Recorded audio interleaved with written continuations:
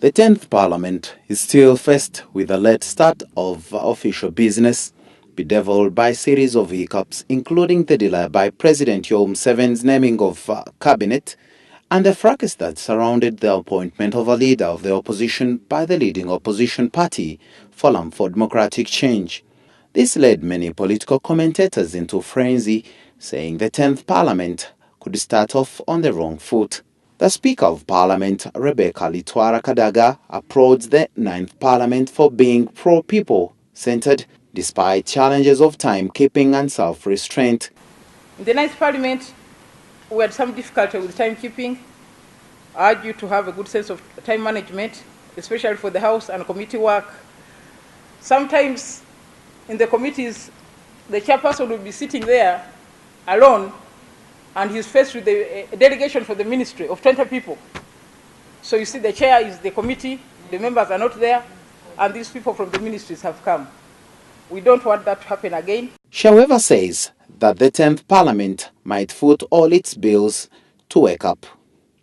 Presenting a paper on Uganda's constitution, a doctrine of separation of powers, renowned scholar Professor Frederick Sempebwa highlighted concerns indicating that since inception of the multi-party dispensation, there has been restraint and influence peddling, which is a hindrance to free speech. It really impairs the efficiency of the Member of Parliament to participate in checks and balances.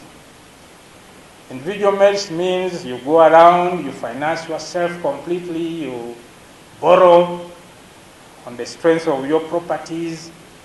Then after you are elected, you continue feeding the constituency. On separation of powers, David Mpanga, managing partner at the Kampala Associated Advocates, critiqued Professor Sempebwa's arguments, saying the country has made strides compared to several states in Africa. Like many scholars, David Mpanga of the Kampala Associated Advocates believes there is a critical misunderstanding of the arms of the government that has led to the rubber stamping by the executive. The misunderstanding stems from the feeling that Parliament should be fighting the executive. Once the executive and the Parliament agree, then the detractors easily say that's called rubber stamping. It is viewed as rubber stamping because of the caucus approach to positions. Caucuses are not alien to multi-party democracy. Kenya has set precedents on governance functions of separation of powers since 2010 amendments of the Constitution, a norm the leaders view as worth of emulating.